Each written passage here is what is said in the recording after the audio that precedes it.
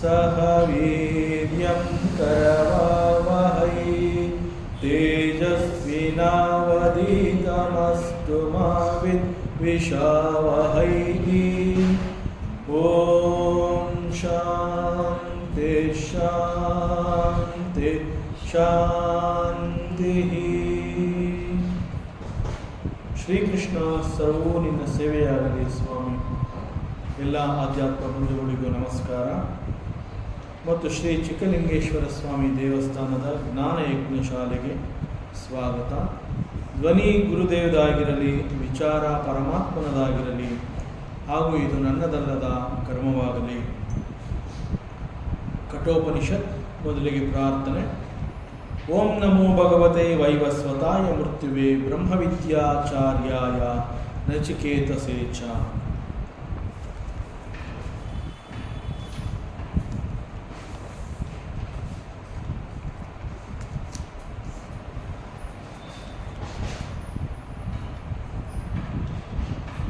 ಯಮಧರ್ಮರಾಜ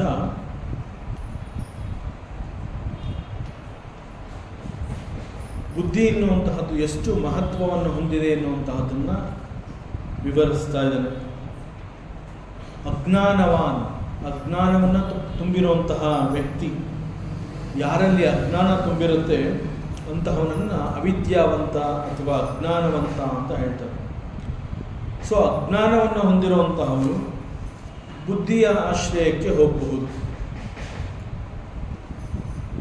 ಆದರೆ ಇಲ್ಲಿ ಜೀವಾತ್ಮ ಅಂತ ಯಾರು ತಮ್ಮನ್ನು ಗುರುತಿಸ್ಕೊಂಡಿರ್ತಾರೆ, ಅಂತಹ ಜೀವಾತ್ಮನಾದವನು ಕೂಡ ಬುದ್ಧಿಯ ಆಶ್ರಯಕ್ಕೆ ಹೋಗಬೇಕಾಗುತ್ತೆ. ಅಜ್ಞಾನವಾನ ಅಂತ ಹೇಳಿದಾಗ ಅದು ಜೀವಾತ್ಮ ಕೂಡ ಆಗಿರಬಹುದು, ಅಥವಾ ಅಜ್ಞಾನವನ್ನು ತುಂಬಿರುವಂತಹವನು ಕೂಡ ಆಗಿರಬಹುದು. ಎಷ್ಟು ಅವಿಜ್ಞಾನವಾನ್ ಭವತಿ.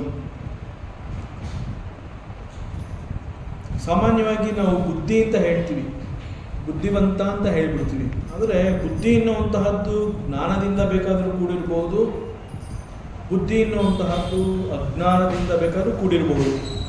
ಸೊ ಬುದ್ಧಿವಂತ ಅಂತಂದರೆ ಅದು ಆ್ಯಕ್ಚುಲಾಗಿ ಏನು ಅಂತಂದರೆ,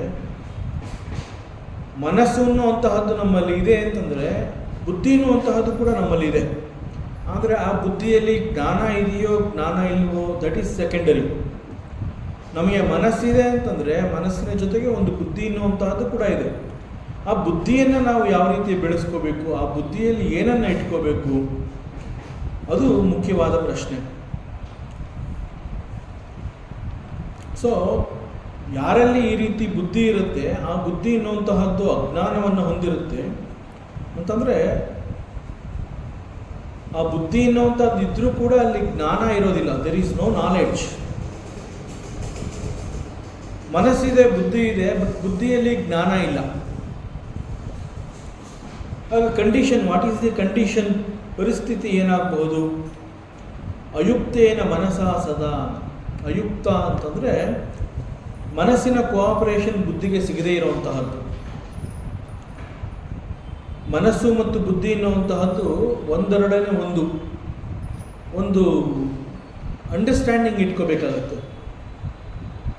ಮನಸ್ಸು ಹೇಳುವಂತಹದ್ದನ್ನು ಬುದ್ಧಿ ಕೇಳೋದಿಲ್ಲ, ಅಥವಾ ಬುದ್ಧಿ ಹೇಳ್ತಾ ಇರುವಂತಹದ್ದನ್ನು ಮನಸ್ಸು ಸ್ವೀಕರಿಸೋದಿಲ್ಲ. So there is no cooperation and understanding between ಬುದ್ಧಿ ಆ್ಯಂಡ್ ಮನಸ್ಸು. ಸೊ ಮನಸ್ಸು ಮತ್ತು ಬುದ್ಧಿ ಒಂದಕ್ಕೊಂದು ಹೊಂದ್ಕೊಂಡಿಲ್ಲ. ದಟ್ ಈಸ್ ಕಾಲ್ಡ್ ಅಯುಕ್ತೇನ ಮನಸ. ದ ಮೈಂಡ್ ವಿತ್ ಅಯುಕ್ತ, there is no cooperation. So ಇಂತಹ ಸಂದರ್ಭದಲ್ಲಿ ಮನಸ್ಸು ಹೇಗಿರುತ್ತೆ ಅಂತಂದರೆ, ಬುದ್ಧಿ ಯಾವುದೇ ಒಂದು ವಿಚಾರವನ್ನು ತಿಳಿಸಿದ್ರೂ ಕೂಡ ಮನಸ್ಸು ಅದನ್ನು ಕೇಳೋದಿಲ್ಲ. ಬುದ್ಧಿ ನೀನು ಇಂತಹದ್ದನ್ನು ಹೊಂದು ಅಂತ ಹೇಳಿದ್ರೆ ಬೇಡ ಅನ್ನತ್ತೆ, ಅಥವಾ ಬುದ್ಧಿ ಇಂತಹದ್ದು ನಿನಗೆ ಬೇಡ ಅಂದರೆ ಇಲ್ಲ ನನಗೆ ಅದೇ ಬೇಕು ಅನ್ನತ್ತೆ. ಒಟ್ಟಿನಲ್ಲಿ ಬುದ್ಧಿ ಏನು ಹೇಳುತ್ತೆ ಅದನ್ನು ಮನಸ್ಸು ಕೇಳೋದಿಲ್ಲ. ಬುದ್ಧಿ ಹೇಳ್ತಾ ಇರುವಂತಹದ್ದನ್ನು ಮನಸ್ಸು ಪಾಲಿಸೋದಿಲ್ಲ. ಯಾಕೆ ಈ ರೀತಿ ಆಗ್ತದೆ? ಇಟ್ ಈಸ್ ಬಿಕಾಸ್ ಅಯುಕ್ತ ಅಂತಂದರೆ ಅಲ್ಲಿ ಕೋಆಪರೇಷನ್ನೇ ಇಲ್ಲ. ಬುದ್ಧಿ ಹೇಳುವಂತಹದ್ದನ್ನು ಮನಸ್ಸು ಯಾವುದೇ ಕಾರಣದಿಂದ ಒಪ್ಕೋತಾ ಇಲ್ಲ. ಸೊ ಅಲ್ಲಿ ಒಂದಕ್ಕೊಂದು ಅವರುಗಳಲ್ಲಿ ಅಂಡರ್ಸ್ಟ್ಯಾಂಡಿಂಗೇ ಇಲ್ಲ ಬಿಟ್ವೀನ್ ಬುದ್ಧಿ ಆ್ಯಂಡ್ ಮನಸ್ಸು. So this is the meaning of ಅಯುಕ್ತ ಅಂತಂದರೆ ಈ ರೀತಿಯ ಅರ್ಥ ಬರುತ್ತೆ. ಅಯುಕ್ತ ಅಂತಂದರೆ ಒಂದು ಕೋಆಪರೇಷನ್ ಇಲ್ಲದೇ ಇರುವಂತಹದ್ದು, ಬುದ್ಧಿಯ ಹಿಡಿತಕ್ಕೆ ಸಿಕ್ಕದೇ ಇರುವಂತಹ ಮನಸ್ಸು. ಸೊ ಮನಸ್ಸು ಈಸ್ ನಾಟ್ ಯುನೈಟೆಡ್. ಮನಸ್ಸು ಅನ್ನುವಂತಹದ್ದು ಬುದ್ಧಿಯೊಂದಿಗೆ ಅದು ಒಂದು ಉತ್ತಮ ಸಂಬಂಧವನ್ನು ಹೊಂದಿಲ್ಲ. ಮನಸ್ಸು ಬುದ್ಧಿಯ ಮಾತುಗಳನ್ನು ಕೇಳ್ತಾ ಇಲ್ಲ.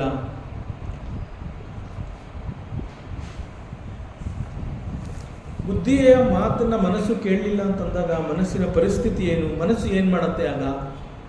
ಮನಸ್ಸಿನ ಸ್ವಭಾವ ಏನು ಅಂತಂದರೆ ಮನಸ್ಸಿಗೆ ಯಾವಾಗಲೂ ಏನೋ ಒಂದು ಬೇಕಿರುತ್ತೆ. ಮನಸ್ಸು ಅದು ತಾನು ಸುಮ್ಮನೆ ಒಂದೇ ಇರೋದಿಲ್ಲ, ಅದು ಏನಾದರೂ ಒಂದನ್ನು ಹಿಡ್ಕೋಬೇಕು. ಆ ಏನು ಸಿಕ್ಕಲಿಲ್ಲ ಅಂತಂದಾಗ ಅದು ಹುಡುಕೋದಕ್ಕೆ ಶುರು ಮಾಡುತ್ತೆ. ನಮ್ಮನ್ನು ಬಿಟ್ಬಿಟ್ಟು ಅದು ಪ್ರಪಂಚಕ್ಕೆ ನುಗ್ಗಿಬಿಡುತ್ತೆ. ಯಾಕೆಂದರೆ ಮನಸ್ಸಿಗೆ ಏನಾದರೂ ಒಂದು ಬೇಕೇ ಬೇಕು. ಆ ಮನಸ್ಸಿಗೆ ಏನಾದರೂ ಒಂದು ಬೇಕು, ಅದು ಸಿಗೋವರೆಗೆ ಅದು ತಳಮಳಿಸ್ತಾ ಇರುತ್ತೆ, ಚಡಪಡಿಸ್ತಾ ಇರುತ್ತೆ, ಮನಸ್ಸು ಕುಣಿತಾ ಇರುತ್ತೆ, ಮನಸ್ಸು ಗಂಭೀರವಾಗಿರೋದಿಲ್ಲ. ಇದು ಮನಸ್ಸಿನ ಸ್ವಭಾವ. ಮನಸ್ಸು ಅಂತಂದರೆ ಅದು ಈ ರೀತಿಯಲ್ಲೇ ಅದರ ಸ್ವಭಾವ. ಈಗ ಅದು ಬುದ್ಧಿಯ ಮಾತನ್ನು ಕೇಳ್ತಾ ಇಲ್ಲ ಮನಸ್ಸು. ಬುದ್ಧಿ ಹೇಳ್ತಾ ಇರೋವಂತಹದ್ದನ್ನು ಯಾವುದನ್ನು ಕೂಡ ಮನಸ್ಸು ಕೇಳ್ತಾ ಇಲ್ಲ. ಸಂಪೂರ್ಣವಾಗಿ ಬುದ್ಧಿಯ ಆಶ್ರಯದಿಂದ ಹೊರಗಡೆ ಬಂದ್ಬಿಟ್ಟಿದೆ ಮನಸ್ಸು. ಬುದ್ಧಿಯ ಆಶ್ರಯದಿಂದ ಹೊರಗಡೆ ಬಂದಿರುವಂತಹ ಮನಸ್ಸು, ಆ ಮನಸ್ಸಿಗೆ ಏನಾದರೂ ಒಂದು ಬೇಕೇ ಬೇಕು. ಆಗ ಮನಸ್ಸು ಏನು ಮಾಡುತ್ತೆ ಅಂತಂದರೆ ಇಂದ್ರಿಯಗಳ ಆಶ್ರಯಕ್ಕೆ ಬರುತ್ತೆ. ಮನಸ್ಸೇನು ಮಾಡುತ್ತೆ? ಇಂದ್ರಿಯಗಳ ಆಶ್ರಯಕ್ಕೆ ಬರುತ್ತೆ. ಆಗ ಮನಸ್ಸೇನು ಮಾಡುತ್ತೆ ಅಂತಂದರೆ ಇಂದ್ರಿಯಗಳು ಏನೆಲ್ಲವನ್ನ ಹೇಳುತ್ತೆ ಅವೆಲ್ಲವನ್ನ ಕೇಳ್ತಾ ಬರುತ್ತೆ. ಒಂದು ರೀತಿಯಲ್ಲಿ ಚಂಡಿ ಕಥೆ ಅಂತ ಹೇಳ್ತಾರೆ. ನೀ ಈ ಕಡೆಗೆ ಹೋಗಬೇಡ ಅಂದರೆ ನಾ ಇಲ್ಲ ಅದೇ ಕಡೆಗೆ ಹೋಗ್ತೀನಿ, ಇಂಥದ್ದು ಮಾಡಬೇಡ ಅಂದರೆ ನಾ ಅದನ್ನೇ ಮಾಡ್ತೀನಿ. ಸೊ ಬುದ್ಧಿ ಸಾಕಷ್ಟು ಮನಸ್ಸಿಗೆ ಹೇಳುತ್ತೆ, ನೀ ಇಂಥದ್ದು ಮಾಡಬೇಡ, ಇಂಥದ್ದು ಮಾಡಬೇಕು. ಆದರೆ ಬುದ್ಧಿ ಮಾತನ್ನ ಕೇಳೋದಿಲ್ಲ ಮನಸ್ಸು. ಒಂದು ರೀತಿಯ ಅಹಂಕಾರ. ಸೊ ಮನಸ್ಸು ಏನು ಮಾಡುತ್ತೆ ಅಂತಂದರೆ ಆಗ ಬುದ್ಧಿಯನ್ನು ನಿರಾಕರಿಸಿ ಇಂದ್ರಿಯಗಳು ಏನು ಹೇಳುತ್ತೆ, ಆ ಇಂದ್ರಿಯಗಳು ಏನೇನು ಹೇಳುತ್ತೆ ಅದನ್ನೆಲ್ಲ ಕೇಳ್ತಾ ಬರುತ್ತೆ. ಇಂದ್ರಿಯಗಳು ಅದು ಏನೇನು ಡೈರೆಕ್ಷನ್ ಕೊಡುತ್ತೆ ಅದನ್ನು ಪಾಲಿಸ್ತಾ ಬರುತ್ತೆ. ಇಂದ್ರಿಯಗಳು ಹೇಳಿದಂತೆ ಮನಸ್ಸು ಕೇಳುತ್ತೆ. ಬಟ್ ಇಂದ್ರಿಯಗಳ ಸ್ವಭಾವ ಏನು? ಇಂದ್ರಿಯಗಳೇನು ಮಾಡುತ್ತೆ ಅಂತಂದರೆ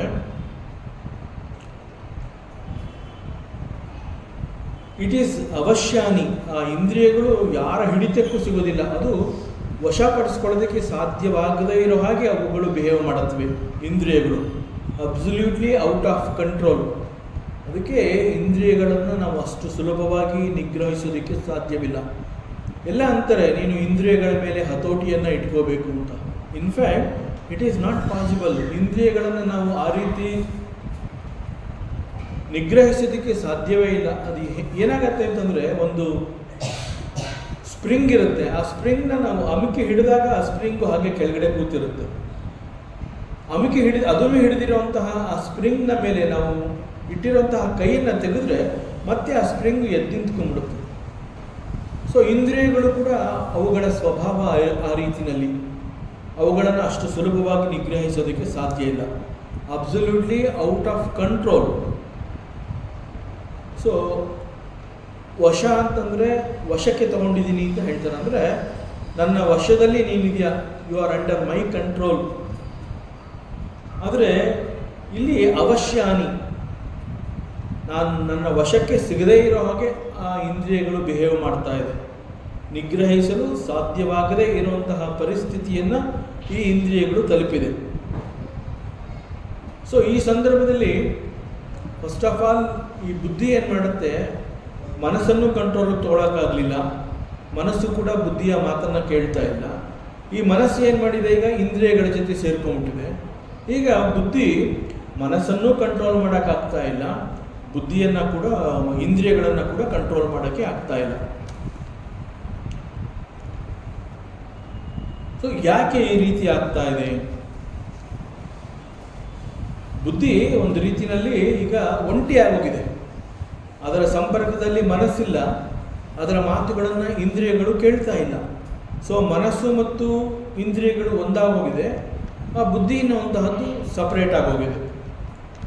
ಸೊ ಈ ಪರಿಸ್ಥಿತಿನಲ್ಲಿ ಮನಸ್ಸಿಗೆ ಬೇಕಾಗಿರುವಂತಹದ್ದಾದರೂ ಏನು? ಸಾಮಾನ್ಯವಾಗಿ ನಾವೆಲ್ಲ ಏನು ಹೇಳ್ತೀವಿ ಅಂತಂದರೆ, ನನಗೆ ಸಂತೋಷ ಬೇಕು, ನನಗೆ ಆನಂದ ಬೇಕು, I want to be happy.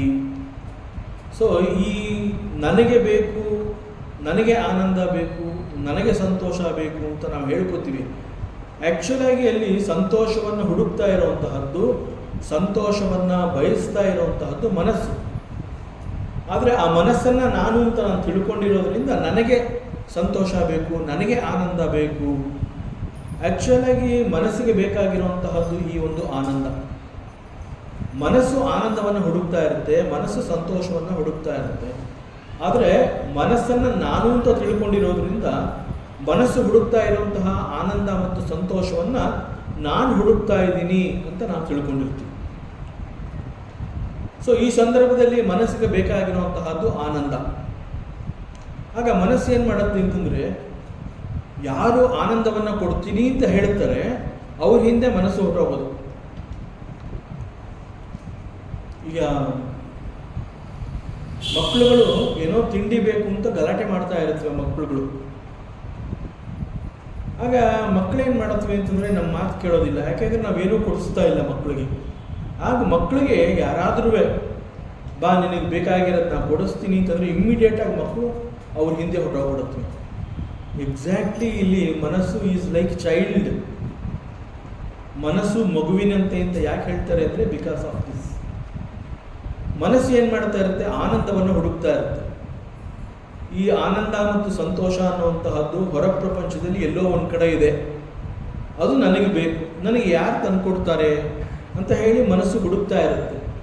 ಆ ಸಂದರ್ಭದಲ್ಲಿ ಏನು ಮಾಡುತ್ತೆ, ಇಂದ್ರಿಯಗಳು ನಿನಗೆ ಬೇಕಾಗಿರುವಂತಹ ಆನಂದ ಮತ್ತು ಸಂತೋಷವನ್ನು ನಾನು ನಿನಗೆ ಸಿಗೋ ಹಾಗೆ ಮಾಡ್ತೀನಿ ಅಂತ ಇಂದ್ರಿಯಗಳು ಮನಸ್ಸಿಗೆ ಹೇಳುತ್ತೆ.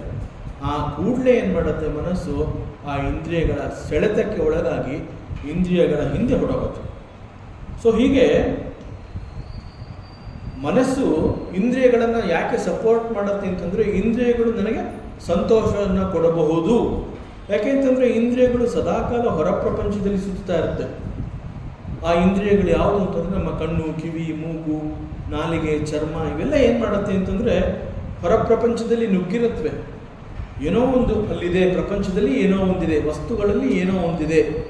ಆ ಏನಿದೆ ಏನು ಅದೇನೋ ಗೊತ್ತಿಲ್ಲ, ಒಟ್ಟಲ್ಲಿ ಏನೋ ಇದೆ ಅಂತ ಹೇಳಿ ಅವುಗಳನ್ನು ಹುಡುಕೋದಕ್ಕೆ ಇಂದ್ರಿಯಗಳು ಅಲ್ಲಿ ಹೋಗಿರುತ್ತೆ. ಅವುಗಳ ಹಿಂದೆ ಮನಸ್ಸು ಈ ಇಂದ್ರಿಯಗಳು ಏನೋ ನಮಗಲ್ಲಿಂದ ತಂದುಕೊಡುತ್ತವೆ ಅಂತ ಹೇಳಿ ಕಾಯ್ತಾ ಇರುತ್ತೆ ಮನಸ್ಸು. ಸೊ ಈ ರೀತಿ ಮನಸ್ಸು ಏನು ಮಾಡುತ್ತೆ ಅಂತಂದರೆ, ನನಗೆ ಯಾರು ಆನಂದವನ್ನು ಕೊಡ್ತಾರೆ ನಾನು ಅವ್ರ ಹಿಂದೆ ಹೋಗ್ತೀನಿ. ಆದರೆ ಬುದ್ಧಿ ಅನ್ನುವಂತಹದ್ದು ಅದು ಸ್ವಲ್ಪ ಕಂಟ್ರೋಲ್ ಮಾಡೋ ಪ್ರಯತ್ನ ಮಾಡುತ್ತೆ. ಅದರಿಂದ ಅದು ಬುದ್ಧಿಯ ಸಂಪರ್ಕದಿಂದ ಹೊರಗಡೆ ಬಂದ್ಬಿಟ್ಟು ಇಂದ್ರಿಯಗಳು ನನಗೆ ಸಂತೋಷವನ್ನು ಕೊಡ್ತೀನಿ ಅಂತ ಹೇಳಿರೋದ್ರಿಂದ ನಾನು ಇಂದ್ರಿಯಗಳ ಹಿಂದೆ ಹೋಗ್ತೀನಿ ಅಂತ ಹೇಳಿ ಇಂದ್ರಿಯಗಳ ಮಾತನ್ನು ಕೇಳುತ್ತೆ ಮನಸ್ಸು. ಬಟ್ ಆ್ಯಕ್ಚುಲಾಗಿ ಇಲ್ಲಿ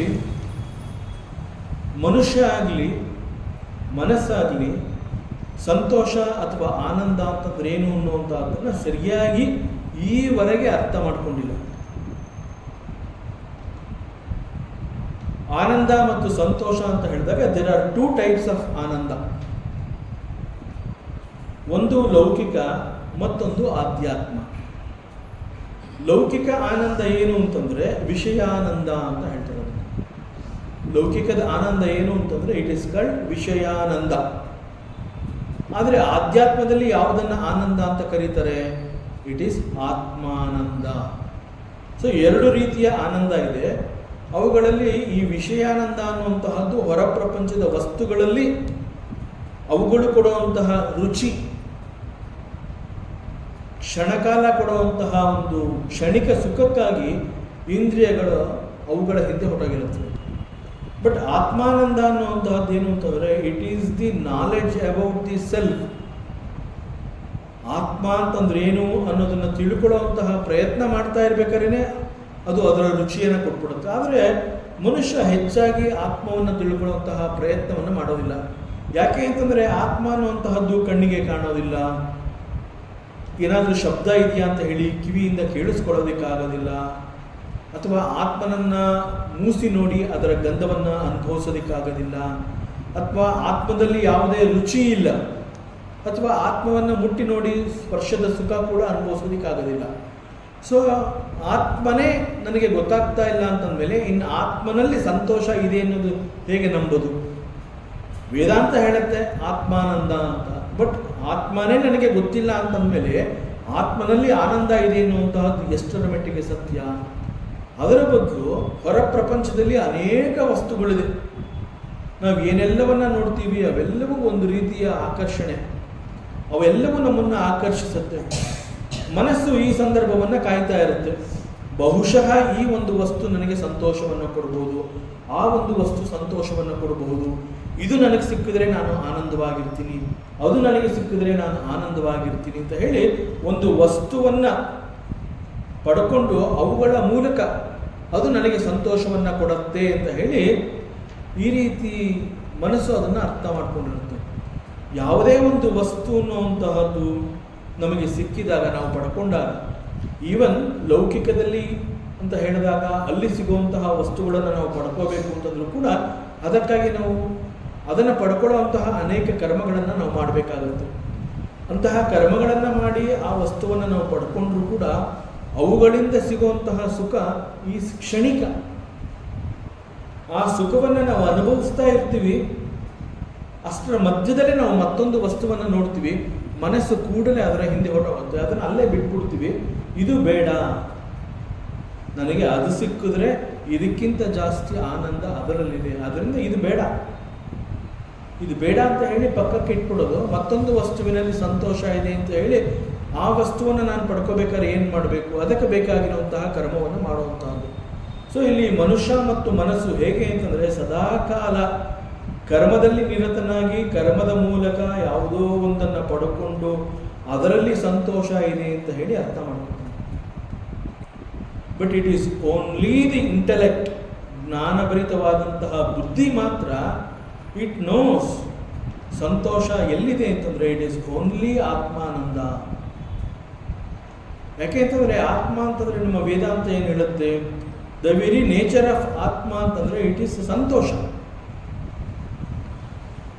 ಆತ್ಮ ಅಂತಂದರೆ ಇಟ್ ಈಸ್ ಸಂತೋಷ, ಆನಂದ, ಆನಂದ ಸ್ವರೂಪ, ಸಂತೋಷ ಸ್ವರೂಪ ಈಸ್ ಆತ್ಮ. ಸೊ ಅದರಿಂದ ಈ ವಿಷಯಾನಂದ ಅಂತ ಹೇಳಿದಾಗ ಅವುಗಳು ಇಂದ್ರಿಯಗಳ ಮೂಲಕ ಕ್ಷಣಿಕ ಕಾಲ ಅನುಭವಿಸುವಂತಹ ಕೆಲವು ರೀತಿಯ ಸುಖಗಳು, ಸೆನ್ಸ್ ಪ್ಲೆಷರ್ಸ್ ಅಂತ ಹೇಳ್ತಾರೆ. ಸೆನ್ಸ್ ಪ್ಲೆಷರ್ಸ್ ಅಂತಂದರೆ ನಮ್ಮ ಇಂದ್ರಿಯಗಳ ಮೂಲಕ, ನಮ್ಮ ಇಂದ್ರಿಯಗಳನ್ನು ಉಪಯೋಗಿಸಿ ಆ ಇಂದ್ರಿಯಗಳು ಅನುಭವಿಸುವಂತಹ ಸುಖವನ್ನು ಅದು ನನ್ನ ಸುಖ ಅಂತ ತಿಳ್ಕೊಂಡ್ಬಿಡ್ತೀನಿ. ಯಾಕೆ ಅಂತಂದರೆ ಮನಸ್ಸು ಮತ್ತು ಇಂದ್ರಿಯ ಅಂತಂದರೆ ಅದನ್ನು ನಾನು ಅಂತ ತಿಳ್ಕೊಂಡಿರೋದ್ರಿಂದ ಆ ಸೆನ್ಸ್ ಪ್ಲೆಷರ್ಸ್, ಇಂದ್ರಿಯಗಳು ಅನುಭವಿಸುವಂತಹ ಕ್ಷಣಿಕ ಸುಖವನ್ನು ಅದು ನನಗೆ ಸಿಗುವಂತಹ ಸುಖ ಅಂತ ನಾನು ತಿಳ್ಕೊಳ್ಳುವಂತಹದ್ದು. ಸಾಮಾನ್ಯವಾಗಿ ಪಂಚೇಂದ್ರಿಯಗಳು ಅಂತ ಹೇಳ್ತಾರೆ.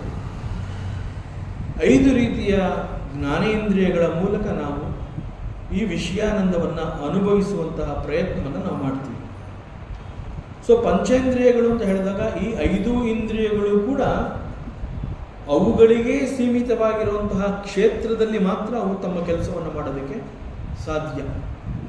ಈಗ ಕಣ್ಣುಗಳು ಅಂತ ಹೇಳಿದ್ರೆ ಕಣ್ಣುಗಳು ಕೇವಲ ಒಂದು ನೋಟವನ್ನು ನೋಡೋದಕ್ಕೆ ಮಾತ್ರ ಸಾಧ್ಯ. ಕಣ್ಣು ಇನ್ನೇನು ಮಾಡೋದಕ್ಕೆ ಸಾಧ್ಯ ಇಲ್ಲ. ಕಣ್ಣು ಒಂದು ರೂಪವನ್ನು, ಒಂದು ಬಣ್ಣವನ್ನು ಗುರುತಿಸುತ್ತೆ ಅಷ್ಟೇ. ಕಣ್ಣಿನ ಮೂಲಕ ನಾನು ವಾಸನೆಯನ್ನು ನಾನು ಅನುಭವಿಸ್ತೀನಿ, ನಾಟ್ ಪಾಸಿಬಲ್. ಕಣ್ಣಿನ ಮೂಲಕ ನಾನು ಶಬ್ದವನ್ನು ಕೇಳ್ತೀನಿ, ನಾಟ್ ಪಾಸಿಬಲ್. ನನಗೆ ಕಣ್ಣು ಕಾಣಿಸ್ತಾ ಇಲ್ಲ, ಕಿವಿ ಇದೆ, ಕಿವಿಯ ಮೂಲಕ ನಾನು ಯಾವುದೋ ಒಂದು ವಸ್ತುವನ್ನು ನೋಡ್ತೀನಿ, ಇಟ್ ಈಸ್ ನಾಟ್ ಪಾಸಿಬಲ್. ನಾನು ರುಚಿ ನೋಡಬೇಕು ಅಂತಂದರೆ ಇಟ್ ಈಸ್ ಥ್ರೂ ನಾಲಿಗೆ.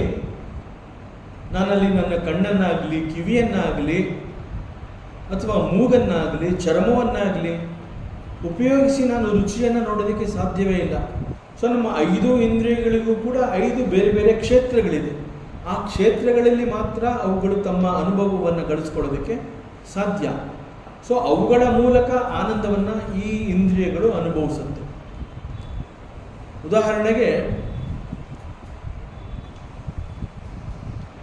ರುಚಿಯಾದ ತಿಂಡಿಯನ್ನು ತಿನ್ನಬೇಕು, ಅಡಿಗೆ ಅನ್ನ ಆಹಾರವನ್ನು ಒಳ್ಳೆ ಊಟ ಮಾಡಬೇಕು ಅನ್ನುವಂತಹದ್ದು ನನ್ನ ಆಸೆ ಅಂತ ನಾನು ಹೇಳ್ಕೊತೀನಿ. ನೋಡಿ, ನಾವು ಎಷ್ಟು ತಪ್ಪು ಮಾಡ್ತೀವಿ ಅಂತ. ನಾವೇನು ಮಾಡ್ತೀವಿ ಅಂತಂದರೆ, ಮನೆಯಲ್ಲಿ ನಿಮಗೆಲ್ಲ ಅನುಭವ ಇದೆ. ಒಂದು ದಿವಸ ದೋಸೆ ಮಾಡ್ತೀರಾ, ಒಂದು ದಿವಸ ಉಪ್ಪಿಟ್ಟು ಮಾಡ್ತೀರಾ, ಇಡ್ಲಿ ಮಾಡ್ತೀರಾ. ಆದ್ರೂ ಮನೆಯಲ್ಲಿ ಗಂಡಸ್ರನ್ನ ಏನು ತಿಂಡಿ ಮಾಡಲಿ, ಇವತ್ತು ಉಪ್ಪಿಟ್ಟು ಮಾಡಲ, ನೆನ್ನೆ ತಾನು ಮಾಡಿದ್ಯಲ್ಲ, ದೋಸೆ ಮಾಡಲ, ನಾಳೆ ಮಾಡು, ರೊಟ್ಟಿ ಮಾಡಲ, ಬೇಜಾರು. ಆ್ಯಕ್ಚುಲಾಗಿ ನಾವು ರೊಟ್ಟಿ ಆಗಲಿ, ಇಡ್ಲಿ ಆಗಲಿ, ದೋಸೆ ಆಗಲಿ ನಾವು ತಿನ್ನೋದು ಯಾಕೆ? ಹಸಿವೆ. ಆದರೆ ಹೊಟ್ಟೆ ತುಂಬಿಸ್ಕೋಬೇಕು, ದೇಹಕ್ಕೆ ಶಕ್ತಿ ಬೇಕು ಅಂತ ಹೇಳಿ ಆ ಮೂಲಕ ಪೌಷ್ಟಿಕ ಆಹಾರದ ಸೇವನೆ. ಉದ್ದೇಶ ಪೌಷ್ಟಿಕವಾದ ಆಹಾರವನ್ನು ನಾನು ಸೇವಿಸಬೇಕು ಅಂತ. ಆದರೆ ಏನಾಗುತ್ತೆ, ನನಗೆ ದೋಸೆ ಬೇಡ, ನನಗೆ ಇಡ್ಲಿ ಬೇಡ, ನನಗೆ ರೊಟ್ಟಿ ಬೇಡ, ಉಪ್ಪಿಟ್ಟು ಬೇಜಾರು. ಏನು ಮಾಡೋದಕ್ಕೆ ಸಾಧ್ಯ ಆದರೆ? ಸೊ ನಮಗೆ ಬೇಕಾಗಿರುವಂತಹ ಇಷ್ಟವಾದ ಆಹಾರವನ್ನು ಸೇವಿಸಿದರೆ ಮಾತ್ರ ನನಗೆ ಸಂತೋಷ ಸಿಗುತ್ತೆ, ಆನಂದವನ್ನು ನಾನು ಪಡ್ಕೋತೀನಿ. ಆ್ಯಕ್ಚುಲಾಗಿ ಇಲ್ಲಿ ನನಗೆ ಇಡ್ಲಿ ಬೇಡ, ದೋಸೆ ಬೇಡ, ಈ ರೀತಿ ಹೇಳ್ತಾ ಇರೋದು ಯಾವುದು? ನಾನು ಹೇಳ್ತಾ ಇದ್ದೀನಿ ಅಂತ ನಾನು ತಿಳ್ಕೊಂಡಿದ್ದೀನಿ. ಬಟ್ ಆ್ಯಕ್ಚುಲಾಗಿ ನನಗೇ ಗೊತ್ತಿಲ್ಲದೆ ಇರೋ ಹಾಗೆ ಈ ರುಚಿಯನ್ನು ಅನುಭವಿಸಿ, ರುಚಿಯನ್ನು ಪರಿಚಯ ಮಾಡಿಸಿರುವಂತಹದ್ದು ನಾಲಿಗೆ.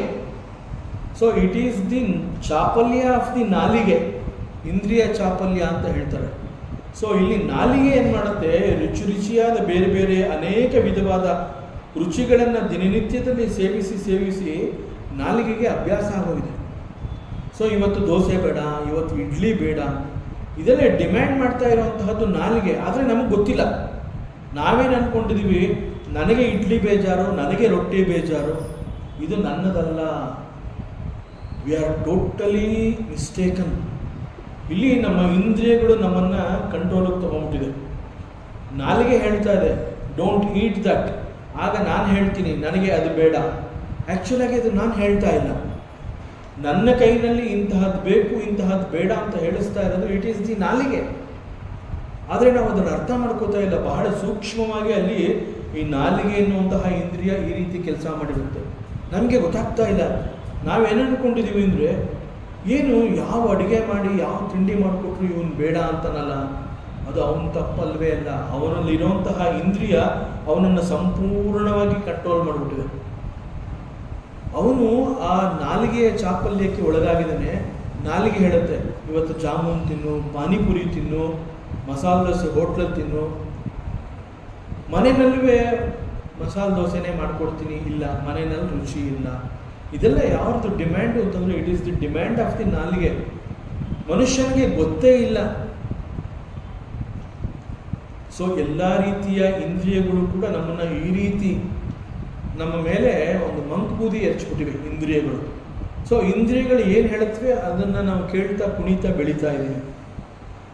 ಸೊ ನನಗೆ ಇಂತಹದ್ದೇ ಆಹಾರ ಬೇಕು ಅಂತ ನಾನು ಇಷ್ಟಪಡುವಂತಹದ್ದು ಇಟ್ ಈಸ್ ದಿ ಇಂದ್ರಿಯ ಚಾಪಲ್ಯ. ಅದು ನಾಲಿಗೆಯ ಬಯಕೆ, ಅದು ನನ್ನ ಬಯಕೆ ಅಲ್ಲ.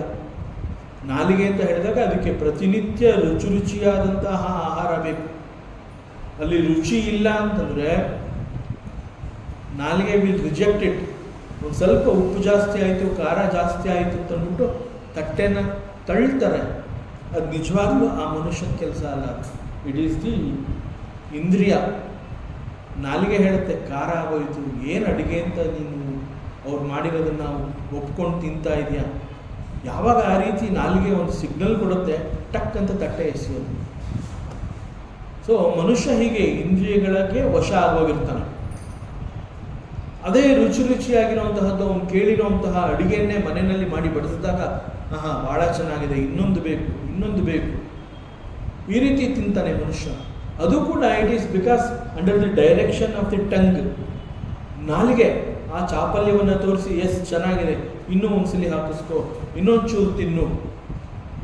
ಸೊ ರುಚಿಯಾದ ಆಹಾರವನ್ನು ಸೇವಿಸುವ ಮೂಲಕ ಆ ತಿಂಡಿ ತಿನ್ನೋವರೆಗೂ ಆ ಆನಂದವನ್ನು ಅನುಭವಿಸ್ತಾನೆ ಮನುಷ್ಯ.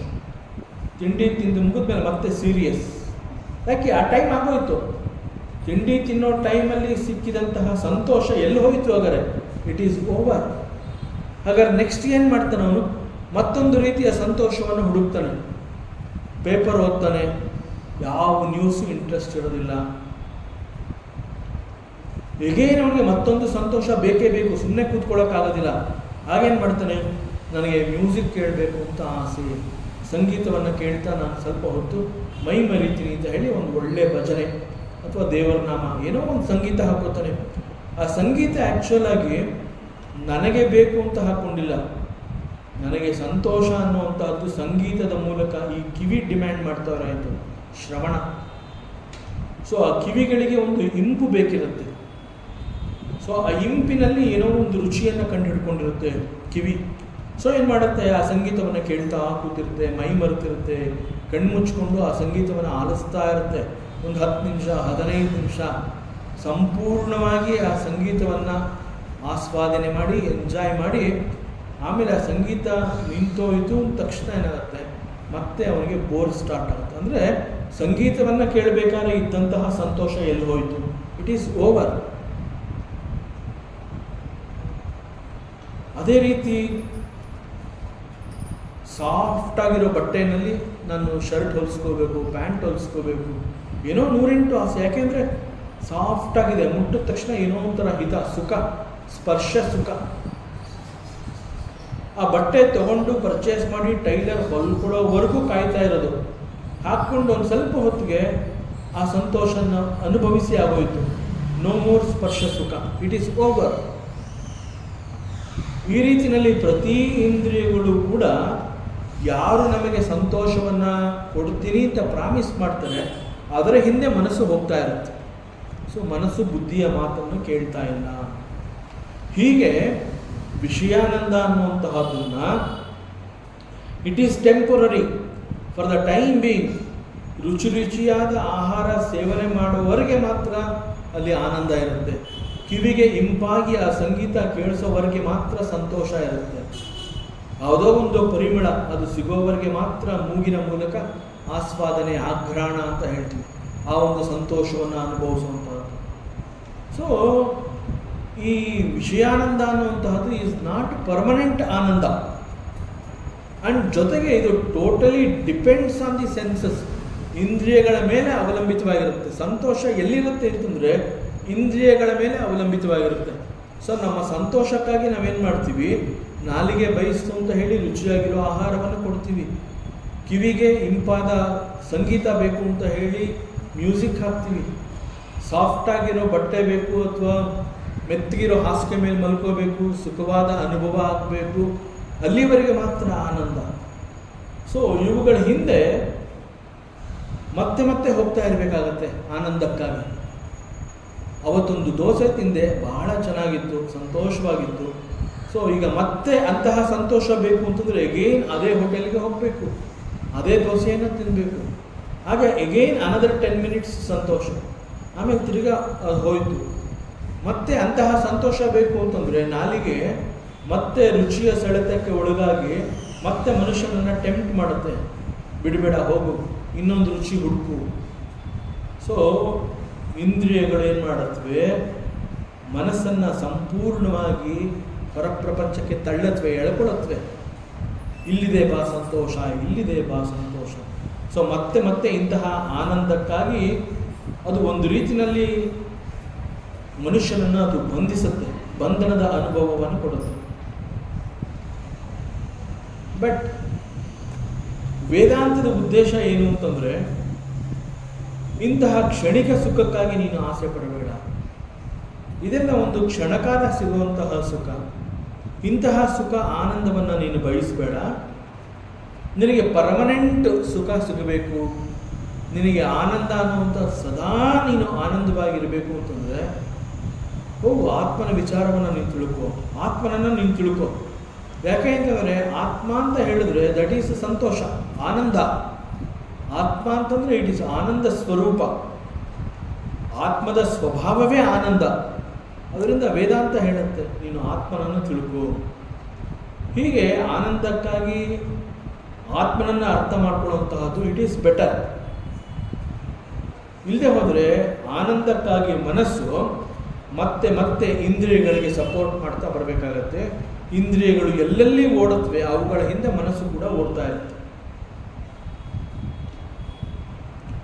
ಸೊ ಒಂದು ವೇಳೆ ಬುದ್ಧಿ ಎನ್ನುವಂತಹದ್ದು ಈ ರೀತಿ ಅಜ್ಞಾನವನ್ನು ಹೊಂದಿದ್ದಾಗ, ಅದು ಸತ್ಯವನ್ನ ತಿಳಿಯದ ಕಾರಣ,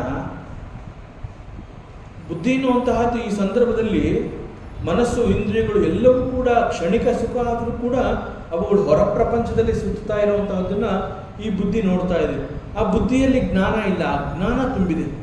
ಅಜ್ಞಾನ ಸಹಿತವಾದಂತಹ ಆ ಬುದ್ಧಿ ಈಗೇನು ಮಾಡುತ್ತೆ, ಅದು ಕೂಡ ಆನಂದವನ್ನು ಬಯಸಿ ಮನಸ್ಸಿನ ಸಹಿತವಾಗಿ ಇಂದ್ರಿಯಗಳ ಜೊತೆಗೆ ಆ ಬುದ್ಧಿ ಕೂಡ ಹೊರಪ್ರಪಂಚಕ್ಕೆ ಹೋಗುವಂತಹದ್ದು ಪ್ರಯತ್ನ ಮಾಡುತ್ತೆ. ಅಂತಂದರೆ ಮನಸ್ಸು ಇಂದ್ರಿಯಗಳ ಮೇಲೆ ಅವಲಂಬಿತವಾಗುತ್ತೆ. ಸೊ ಇಂದ್ರಿಯಗಳ ರಚನೆನೇ ಆ ರೀತಿ. ಹೊರಪ್ರಪಂಚದಲ್ಲಿ ಇರುವಂತಹ ವಸ್ತುಗಳನ್ನು ನೋಡಿ ಅವುಗಳ ಮೂಲಕ ಸುಖವನ್ನು ಅನುಭವಿಸುವಂತೆ ನಮ್ಮ ಇಂದ್ರಿಯಗಳ ರಚನೆಯಾಗಿದೆ. ಅದರಿಂದ ಇಲ್ಲಿ ವಿಷಯಾನಂದ ಅಂತಂದಾಗ ದ ಪ್ರಾಬ್ಲಮ್ ಏನು ಅಂತಂದ್ರೆ, ಶಾಸ್ತ್ರ ಹೇಳುತ್ತೆ ಅಗ್ರೇ ಅಮೃತೋಪಮಂ ಪರಿಣಾಮೋ ವಿಷಂ ಅಂತ ಹೇಳುತ್ತೆ. ವಿಷಯಾನಂದ ಅಂತಂದ್ರೆ ಪ್ರಾರಂಭದಲ್ಲಿ ಅದು ಆನಂದವನ್ನು ಕೊಡುತ್ತೆ, for few seconds, for few minutes, ಪ್ರಾರಂಭದಲ್ಲಿ. ಆಮೇಲೆ ಏನಾಗುತ್ತೆ, ಪರಿಣಾಮವೇ ವಿಷಂ. ಆ ಮುಂದೆ ಹೋಗ್ತಾ ಹೋಗ್ತಾ ಆ ಪ್ರಾರಂಭದಲ್ಲಿದ್ದಂತಹ ಆನಂದ ಸುಖ ಎಲ್ಲ ಕಡಿಮೆಯಾಗಿ ಕರಗಿ ಹೋಗಿ ಇಟ್ ಈಸ್ ಲೈಕ್ ವಿಷ. There is always pain. ವಿಷಯಾನಂದ ಅನ್ನುವಂತಹದ್ದು ಪ್ರಾರಂಭದಲ್ಲಿ ಸುಖವಾಗಿರುತ್ತೆ, ಕೊನೆಯಲ್ಲಿ ಅದು ಬಹಳ ದುಃಖವನ್ನು ಕೊಡುತ್ತೆ. And it will destroy our vital energy. ನಮ್ಮಲ್ಲಿರುವಂತಹ ಆ ತೇಜಸ್ಸು ಅಂತ ನಾವೇನು ಹೇಳ್ತೀವಿ, ಆ ಶಕ್ತಿಯನ್ನು ಸಂಪೂರ್ಣವಾಗಿ ದುರ್ಬಲಗೊಳಿಸುತ್ತೆ. ವಿಷಯಾನಂದ ಅನ್ನುವಂತಹದ್ದು ನಮ್ಮಲ್ಲಿ ಇರುವಂತಹ ಆ ತೇಜಸ್ಸು, ಆ ಶಕ್ತಿಯನ್ನು, ಪ್ರಾಣಶಕ್ತಿಯನ್ನು ಸಂಪೂರ್ಣವಾಗಿ ದುರ್ಬಲಗೊಳಿಸುತ್ತೆ.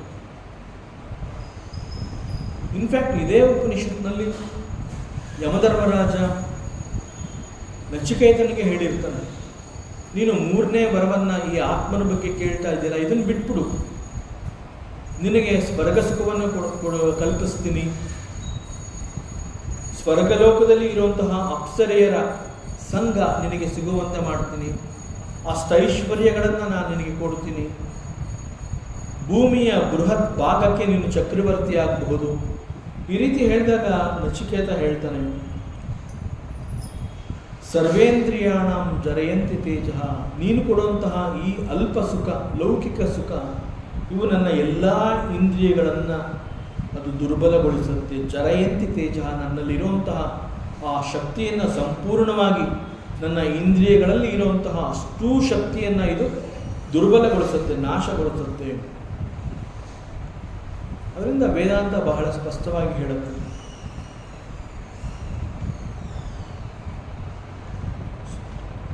ಆಧ್ಯಾತ್ಮದ ಮೂಲಕ ನೀನು ಜ್ಞಾನವನ್ನು ಸಂಪಾದನೆ ಮಾಡಿಕೊಂಡ್ರೆ ಸ್ಪಿರಿಚುವಲ್ ನಾಲೆಡ್ಜ್ ಅಂತ ಹೇಳ್ತಾರೆ.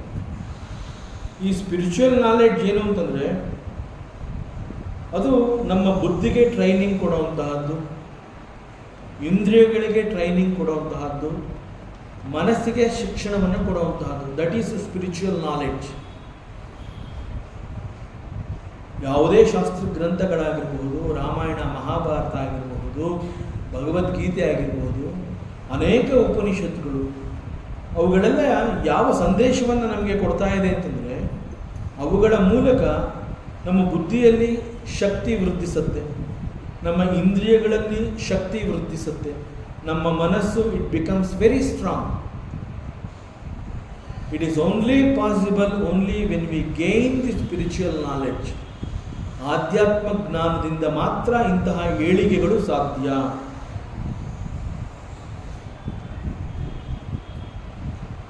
ಸೊ ಈ ರೀತಿ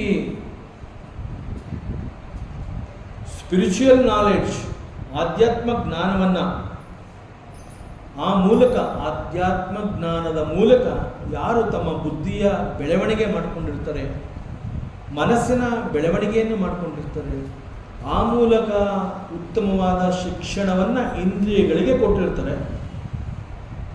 ಅಂತಹ ಬುದ್ಧಿಯನ್ನು ಕುರಿತು ಇಲ್ಲಿ ಉಪನಿಷತ್ ಮಂತ್ರ ವಿಜ್ಞಾನವಾನ್, ಸೊ ಜ್ಞಾನವಂತ, ಸೊ ಅಂತಹವನನ್ನು ವಿಜ್ಞಾನವಾನ್ ಅಂತ ಕರೆಯುತ್ತೆ. ಇಂತಹ ಇಂಟೆಲೆಕ್ಟ್, ಇಂತಹ ಬುದ್ಧಿ ಅದು ಯಾರು ಹೇಳಲೇಬೇಕಾಗಿಲ್ಲ, ಅದು ತಾನಾಗಿಯೇ ಇಟ್ ವಿಲ್ ಟರ್ನ್ ಟುವರ್ಡ್ಸ್ ಆತ್ಮ. ವಿಜ್ಞಾನವಾನ್ ಬುದ್ಧಿ, ಜ್ಞಾನ ಸಹಿತವಾದಂತಹ ಬುದ್ಧಿ ಬೇರೆ ಯಾರ ಪ್ರಚೋದನೆಗಳಿಗೂ ಅದು ಸಿಗೋದಿಲ್ಲ, ನೇರವಾಗಿ ಆತ್ಮನ ಕಡೆಗೆ ತನ್ನ ಕತ್ತು ಹೊರಡಿಸುತ್ತೆ. ಸೊ ಆತ್ಮಜ್ಞಾನವನ್ನು ಪಡ್ಕೊಳ್ಳುವಂತಹ ಪ್ರಯತ್ನವನ್ನು ಮಾಡುತ್ತೆ. ಯಾವಾಗ ಬುದ್ಧಿ ಜ್ಞಾನ ಸಹಿತವಾಗಿರುವಂತಹ ಈ ಬುದ್ಧಿ ಆಧ್ಯಾತ್ಮದ ಕಡೆಗೆ, ಆತ್ಮನನ್ನು ತಿಳ್ಕೋಬೇಕು ಅನ್ನುವಂತಹ ಒಲವು ತೋರಿಸಿ ಆ ಕಡೆಗೆ ತನ್ನ ಕತ್ತು ಹೊರಳಿಸುತ್ತೆ, ಆಗ ಸ್ಲೋಲಿ ಮೈಂಡ್ ಏನು ಮಾಡುತ್ತೆ ಅಂತಂದರೆ, ಅದಕ್ಕೂ ಕೂಡ ಸಾಕಷ್ಟು ಶಿಕ್ಷಣ ಸಿಕ್ಕಿರುವ ಕಾರಣ ಹೊರ ಪ್ರಪಂಚದಲ್ಲಿರುವಂತಹ ಇಂದ್ರಿಯಗಳನ್ನು ತನ್ನ ಒಳಗಡೆ ಎಳ್ಕೊಳ್ಳುತ್ತೆ. ಹೇಗೆ ಆಮೆ ತನ್ನ ಎಲ್ಲ ಇಂದ್ರಿಯಗಳನ್ನು ಒಳಗಡೆ ಸೆಳ್ಕೊಳ್ಳುತ್ತೆ, ಆ ರೀತಿಯಲ್ಲಿ ಈ ಮನಸ್ಸು ಹೊರನುಗ್ಗಿರುವಂತಹ ಅಷ್ಟೂ ಇಂದ್ರಿಯಗಳನ್ನು ತನ್ನೊಳಗಡೆ ಎಳ್ಕೊಳ್ಳುತ್ತೆ. ಆಗ ಮನಸ್ಸು ಕೂಡ ಬುದ್ಧಿಯ ಸಹಿತವಾಗಿ ಆತ್ಮನ ಕಡೆಗೆ ತಿರುಗುತ್ತೆ. ಯಾವಾಗ ಮನಸ್ಸು ಮತ್ತು ಬುದ್ಧಿಗೆ ಈ ಒಂದು ಆತ್ಮನ ವಿಚಾರ ತಿಳಿತಾ ಬರುತ್ತೆ, ಆಗ ಇಟ್ ಗೆಟ್ಸ್ ಆತ್ಮಾನಂದ. ಆ್ಯಂಡ್ ದಿಸ್ ಆತ್ಮಾನಂದ ಈಸ್ ಪರ್ಮನೆಂಟ್ ಆನಂದ. ಇಂದ್ರಿಯಗಳಿಗೆ ವಿಷಯಾನಂದದ ಮೂಲಕ ಸಿಗ್ತಾ ಇದ್ದಂತಹ ಕ್ಷಣಿಕ ಸುಖ ಅಲ್ಲ ಇದು. ದಿಸ್ ಈಸ್ ಎ ಪರ್ಮನೆಂಟ್ ಸುಖ. ಇಟ್ ಈಸ್ ಎ ಪರ್ಮನೆಂಟ್ ಆನಂದ. ಆ್ಯಂಡ್ ದಿಸ್ ಈಸ್ ಕಾಲ್ಡ್ ಯುಕ್ತೇನ ಮನಸ.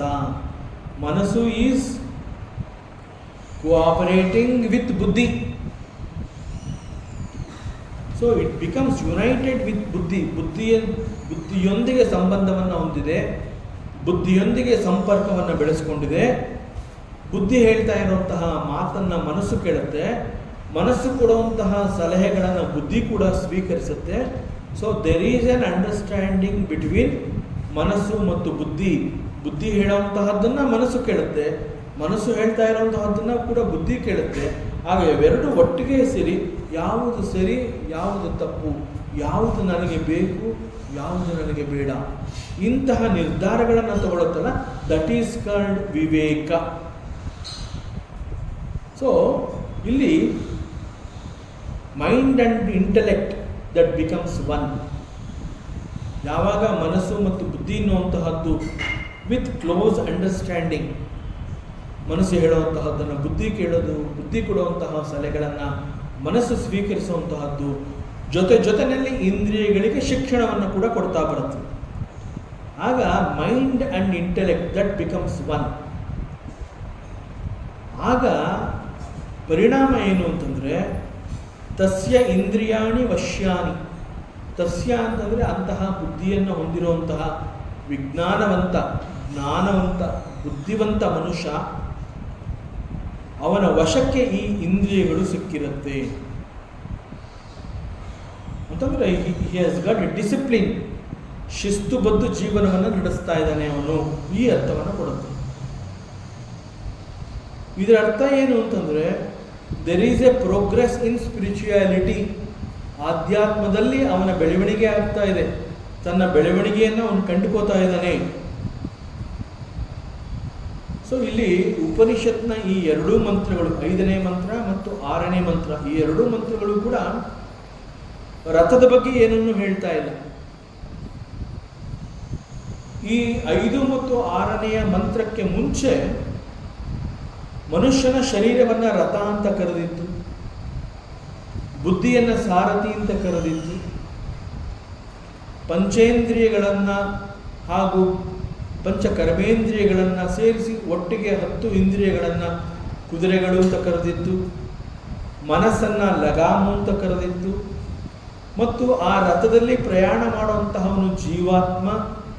ಅವನ ಪ್ರಯಾಣ ಅಜ್ಞಾನದಿಂದ ಜ್ಞಾನದ ಕಡೆಗೆ, ಜೀವಾತ್ಮನ ತನ್ನ ಬಂಧನವನ್ನು ಕಳೆದುಕೊಂಡು ತಾನು ಪರಮಾತ್ಮ ಅನ್ನುವಂತಹ ಸತ್ಯವನ್ನು ತಿಳಿದುಕೊಳ್ಳುವ ಕಡೆಗೆ ಅವನ ಪ್ರಯಾಣ. ಇವೆಲ್ಲವನ್ನ ಈ 5ನೇ ಮಂತ್ರ ಮತ್ತು 6ನೇ ಮಂತ್ರಕ್ಕೆ ಮುಂಚೆ ಉಪನಿಷತ್ ಋಷಿ ಹೇಳಿರ್ತಾನೆ. ಬಟ್ ಈ 5 ಮತ್ತು 6ನೇ ಈ 2 ಮಂತ್ರಗಳಲ್ಲಿ ರಥದ ಬಗ್ಗೆ ಅವನು ಏನನ್ನೂ ಹೇಳ್ತಾ ಇಲ್ಲ. ಸಂಪೂರ್ಣವಾಗಿ ಅವನು ಹೇಳ್ತಾ ಇರುವಂತಹದೆಲ್ಲ ಬುದ್ಧಿಯ ಬಗ್ಗೆ.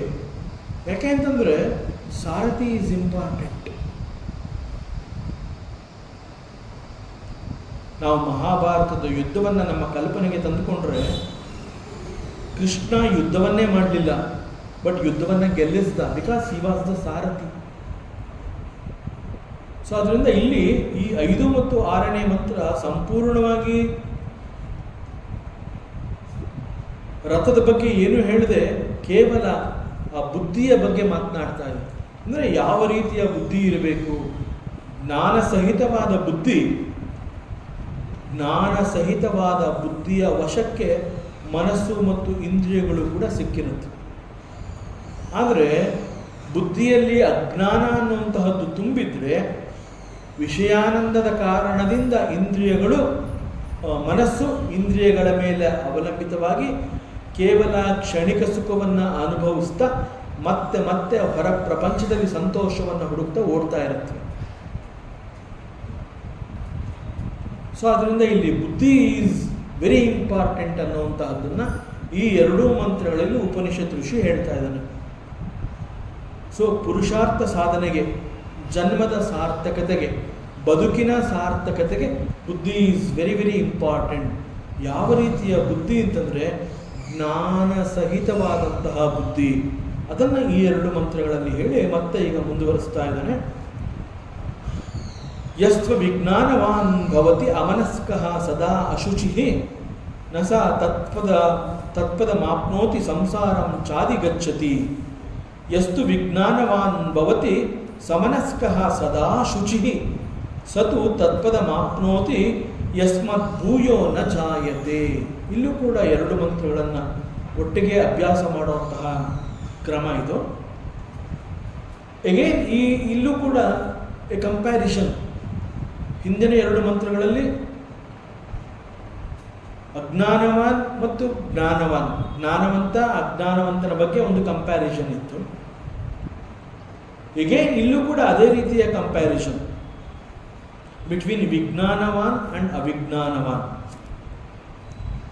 ಎಷ್ಟು ಅವಿಜ್ಞಾನವಾನ್ ಭವತಿ. ಸೊ ಯಾರು ಅಜ್ಞಾನವಾನ ಆಗಿರ್ತಾನೆ, ಅಜ್ಞಾನವಾನ್ ಅಂತಂದರೆ ಅಜ್ಞಾನವಂತ. There is no knowledge in the ಬುದ್ಧಿ. ದೆರ್ ಈಸ್ ಮನಸ್ಸು ಇದೆ, ಮನಸ್ಸು ಇದ್ದ ಕಾರಣದಿಂದ ಬುದ್ಧಿ ಅನ್ನೋದು ಕೂಡ ಇದೆ. ಆದರೆ ಬುದ್ಧಿಯಲ್ಲಿ ಜ್ಞಾನವಿಲ್ಲ. ಬುದ್ಧಿಯಲ್ಲಿ ಜ್ಞಾನವಿಲ್ಲ ಅಂತಂದ್ರೆ ಏನಿದೆ? ಬುದ್ಧಿಯಲ್ಲಿ ಅಜ್ಞಾನವಿದೆ. ಬುದ್ಧಿಯಲ್ಲಿ ಅಜ್ಞಾನವಿದ್ದ ಕಾರಣದಿಂದ ಮನಸ್ಸು ಬುದ್ಧಿಯ ಮಾತನ್ನು ಕೇಳ್ತಾ ಇಲ್ಲ. ಮನಸ್ಸು ಕ್ಷಣಿಕ ಸುಖಕ್ಕಾಗಿ ಇಂದ್ರಿಯಗಳ ಮೇಲೆ ತಾನು ಅವಲಂಬಿತವಾಗಿದೆ. ದಟ್ ಈಸ್ ಅವಿಜ್ಞಾನವಾನ್. ಸೊ ಅವನಿಗೆ ರೈಟ್ ನಾಲೆಡ್ಜ್ ಇಲ್ಲ. There is no right knowledge. Right knowledge ಅಂದರೆ ಸ್ಪಿರಿಚುವಲ್ ನಾಲೆಡ್ಜ್ ಅಂತ ಅರ್ಥ. ಅವನ ಬುದ್ಧಿಗೆ ಸರಿಯಾದ ಶಿಕ್ಷಣ ಸಿಕ್ಕಿಲ್ಲ. ಇಂತಹದನ್ನು ಅಜ್ಞಾನ, ಇಗ್ನೋರೆಂಟ್ ಇಂಟೆಲೆಕ್ಟ್ ಅಂತ ಹೇಳ್ತಾರೆ. ಅವನ ಬುದ್ಧಿಯಲ್ಲಿ ಅಜ್ಞಾನ ಇದೆ. ಅವನ ಬುದ್ಧಿ ಅಜ್ಞಾನದಿಂದ ಕೂಡಿರುವ ಕಾರಣ ಅವನ ಪರಿಸ್ಥಿತಿ ಹೇಗಿದೆ? ಅಮನಸ್ಕಃ. ಅವನ ಪರಿಸ್ಥಿತಿ ಅಮನಸ್ಕಃ ಅಂತಂದರೆ, ಅಮನಸ್ಕಃ ಅಂತಂದರೆ ಅವನ ಬಳಿಯಲ್ಲಿ ಮನಸ್ಸು ಇಲ್ಲ. ಸಾಮಾನ್ಯವಾಗಿ ನಾವೆಲ್ಲ ಏನು ಅಂದ್ಕೊಂಡಿದ್ದೀವಿ ಅಂತಂದರೆ, ನಾನು ಅಂತಂದರೆ ಈ ದೇಹ, ಮನಸ್ಸು ಮತ್ತು ಇಂದ್ರಿಯಗಳ ಸಂಪೂರ್ಣ ಕಾಂಪ್ಲೆಕ್ಸ್, ಬಾಡಿ ಮೈಂಡ್ ಕಾಂಪ್ಲೆಕ್ಸ್ ಅಂತ ಹೇಳ್ತಾರೆ. ಸೊ ನಾನು ಯಾರು ಅಂತಂದರೆ, ನಾನು ಏನು ಅರ್ಥ ಮಾಡ್ಕೊಂಡಿದ್ದೀನಿ ಅಂತಂದರೆ, ಈ ದೇಹ ನಾನು, ಈ ಬುದ್ಧಿ ನಾನು, ಈ ಮನಸ್ಸು ನಾನು ಅಂತ ಹೇಳಿ ಮನಸ್ಸು, ಬುದ್ಧಿ, ದೇಹ ಎಲ್ಲವನ್ನ ಸೇರಿಸಿ ಅದನ್ನು ನಾನು, ಜೊತೆಗೆ ಇಂದ್ರಿಯಗಳು, ಉಪಾಧಿಗಳು, ಇವೆಲ್ಲವನ್ನ ನಾನು ಅಂತ ನಾನು ತಿಳ್ಕೊಂಡಿದ್ದೀನಿ. ಸೊ ಆ ರೀತಿ ತಿಳ್ಕೊಂಡಿರೋದ್ರಿಂದ ಈಗ ನಾನು ಇಲ್ಲಿ ಕುಳಿತಿದ್ದೀನಿ ಅಂತಂದರೆ ನನ್ನ ಪ್ರಕಾರ ನನ್ನ ಅಂಡರ್ಸ್ಟ್ಯಾಂಡಿಂಗ್ ಏನು ಅಂತಂದರೆ, ನಾನು ಇಲ್ಲಿ ಕುಳಿತಿರೋದ್ರಿಂದ ನನ್ನ ದೇಹ ಇಲ್ಲೇ ಇದೆ, ನಾನು ಇಲ್ಲೇ ಇದ್ದೀನಿ, ನನ್ನ ದೇಹ ಕೂಡ ಇಲ್ಲೇ ಇದೆ. ಸೊ ನಾನು ಮತ್ತು ನನ್ನ ದೇಹ ಇಲ್ಲಿರೋದ್ರಿಂದ ನನ್ನ ಬುದ್ಧಿ ಕೂಡ ಇಲ್ಲೇ ಇದೆ.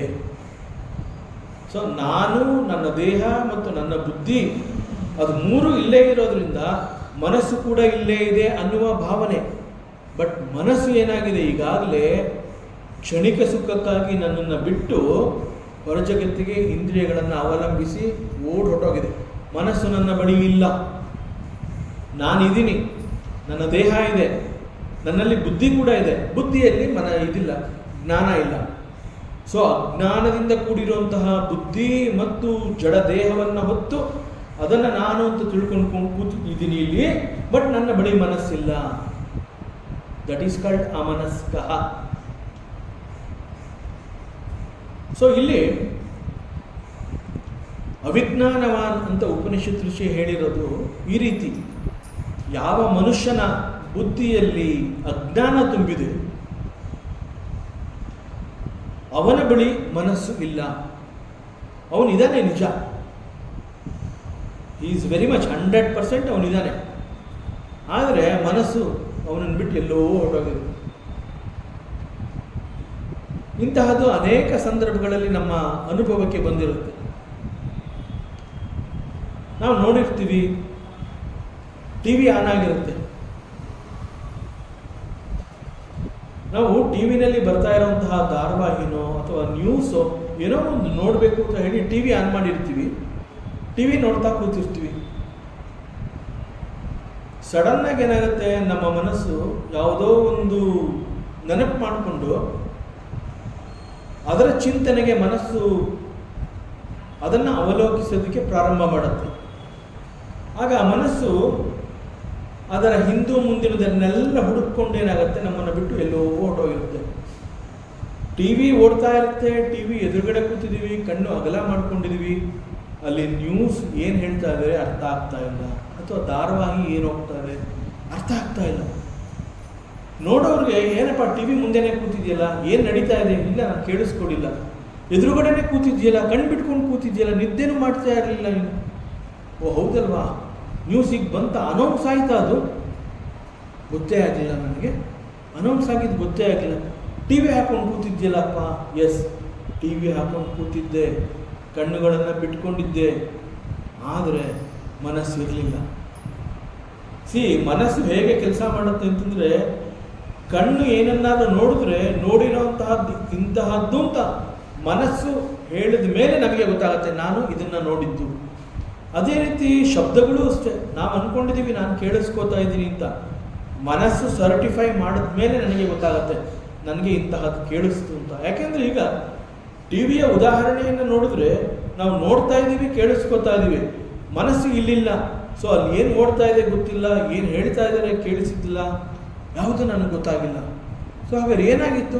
ದಟ್ ಈಸ್ ಕಾಲ್ಡ್ ಅಮನಸ್ಕಃ. ಅದನ್ನು ಇಲ್ಲಿ ಉಪನಿಷತ್ ಋಷಿ ಹೇಳ್ತಾ ಇದ್ದಾನೆ. ಅವಿಜ್ಞಾನವಾನ್.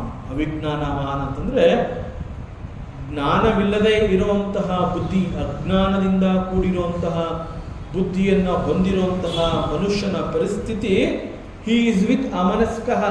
ಅವನ ಬಳಿ ಮನಸ್ಸೇ ಇಲ್ಲ. ಮುಖ್ಯವಾಗಿ ಮನುಷ್ಯನಿಗೆ ಬೇಕಾಗಿರುವಂತಹದ್ದು ಮನಸ್ಸು.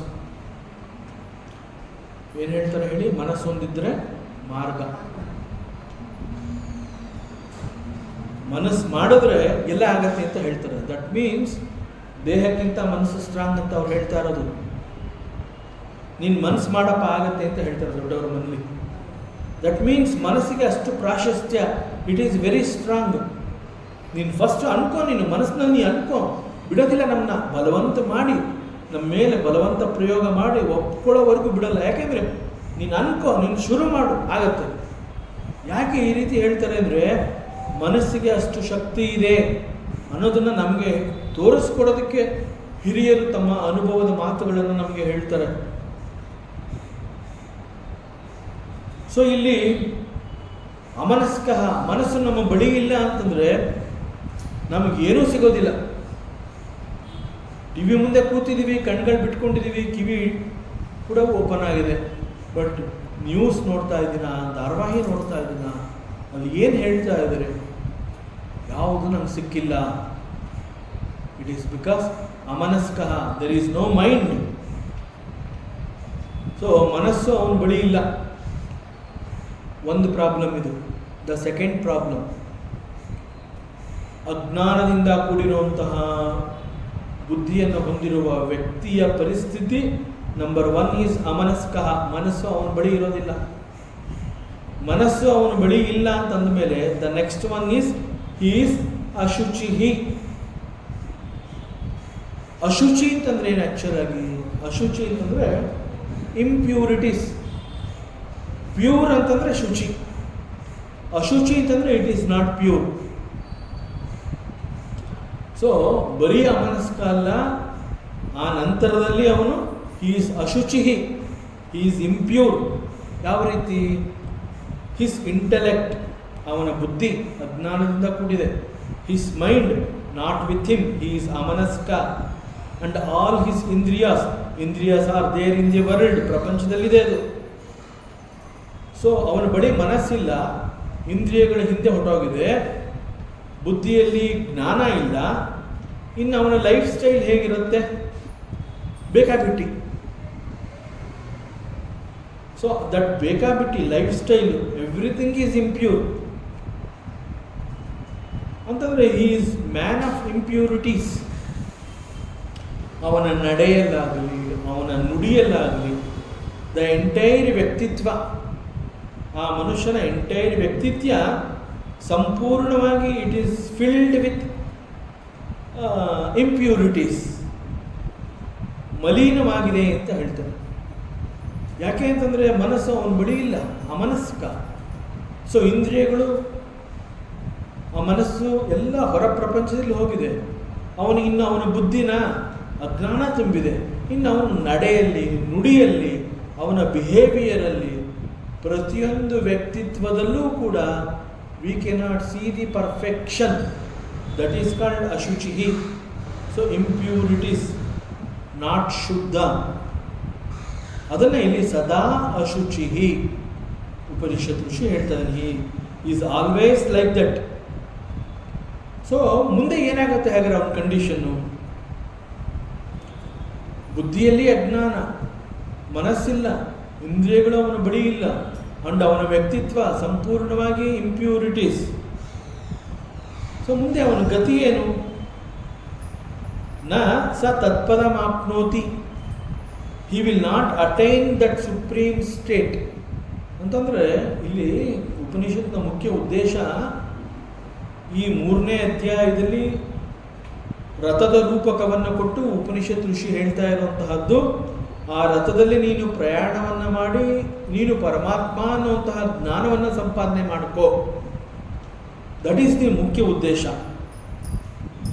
ಸೊ ಇಲ್ಲಿ ಬುದ್ಧಿಯಲ್ಲಿ ಅಜ್ಞಾನ ಇದೆ, ಮನಸ್ಸು ಇಂದ್ರಿಯಗಳು ಹೊರ ಪ್ರಪಂಚದಲ್ಲಿದೆ. ಹಿ ಈಸ್ ಅಮನಸ್ಕ ಅಂಡ್ ಎಂಟೈರ್ ಕ್ಯಾರೆಕ್ಟರ್ ಮಲಿನವಾಗಿದೆ, ಅಶುಚಿ, ಇಂಪ್ಯೂರಿಟೀಸ್.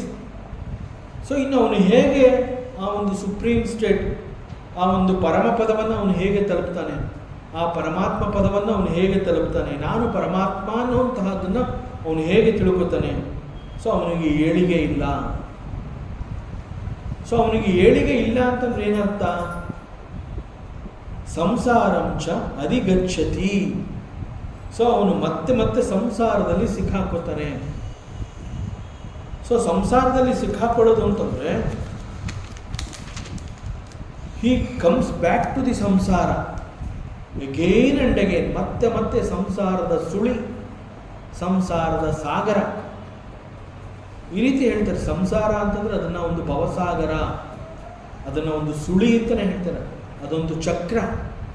ಆ ಒಂದು ಚಕ್ರದಲ್ಲಿ ಸಿಕ್ಕಾಕೊಂಡ್ರೆ ಈಚೆ ಬರೋದಕ್ಕೆ ಆಗೋದಿಲ್ಲ.